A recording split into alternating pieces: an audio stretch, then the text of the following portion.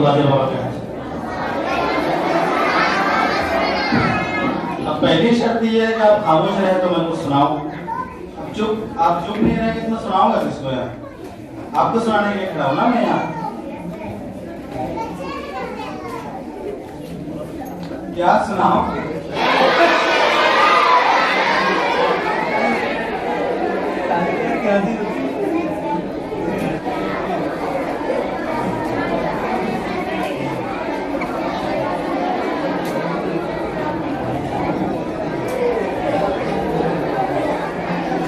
میرے پاس شاعری کی پوری دکان ہے، کیا سننا چاہیں گے آپ؟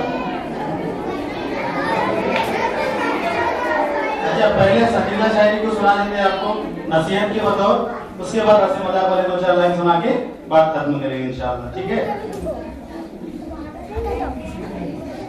جلدی جلدی میں کچھ اشعار میں نے کہنے کی کوشش کی ہے، خاص کر میں یہ بڑے طلباء سے یہ شاعری پیش خطاب کروں گا 9 اور 10 میں جو ہیں، آسان لفظوں میں شاعری کی کوشش کی ہے۔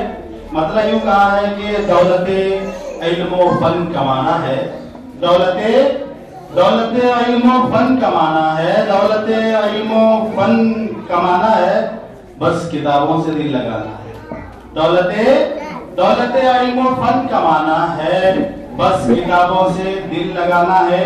اور یہ شعر کے پیڑ محنت کے بھی لگاؤ اگر پیڑ محنت کے بھی لگاؤ اگر کامیابی کا پھل بھی کھانا ہے، پیڑ محنت کے بھی لگاؤ اگر پھل کامیابی کے بھی کھانا ہے۔ اور 10th کے طلباء سے خاص طور پر یہ شعر کہ ایک لمبا سفر ہے باقی ابھی، ایک لمبا سفر ہے باقی ابھی، آپ کو دور تک تو جانا ہے، اور یہ شعر دیکھیں سب کے لیے کہ تم ہنسی خواب ہو کسی گھر کے، تم ہنسی خواب ہو کسی گھر کے، سچ تمہیں خواب کر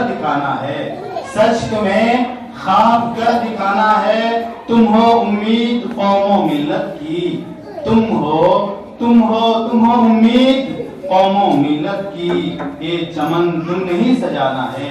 کیونکہ کسی کا شعر ہے کہ یہ چمن یوں ہی رہے گا اور ہزاروں بلبلے، یہ چمن یوں ہی رہے گا اور ہزاروں بلبلے اپنی اپنی بولیاں سب بول کر اڑ جائیں گے۔ بولنے کا مطلب یہ ہے کہ یہ اسکول ہے، ادارہ ہے، جمعیت جماعت جو کچھ ہے، جہاں پر بھی انسان اپنا کام کرتا ہے کچھ دن کے لیے، کوئی بھی یہاں پہ عمل نہیں ہے، اس کے بعد نئی نسل آتی ہے، پرانے لوگ ختم ہو جاتے ہیں، اس کے بعد آگے کی منزل آپ سب کو سنبھالنا ہے۔ تو اسی پر شعر ہے کہ یہ تم ہو امید قوم و ملت کی،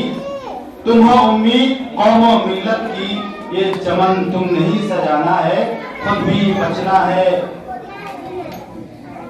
کارے بد سے ہمیں، خود بھی بچنا ہے کارے بد سے ہمیں، اور دنیا کو بھی بچانا ہے۔ اور آخری شعر کے حسن اخلاق، شعر واضح فرمائے کہ حسن اخلاق شرط ہے سالک، حسن اخلاق شرط ہے سالک، آپ کو نام اگر کمانا ہے بس کتابوں سے دل لگانا ہے۔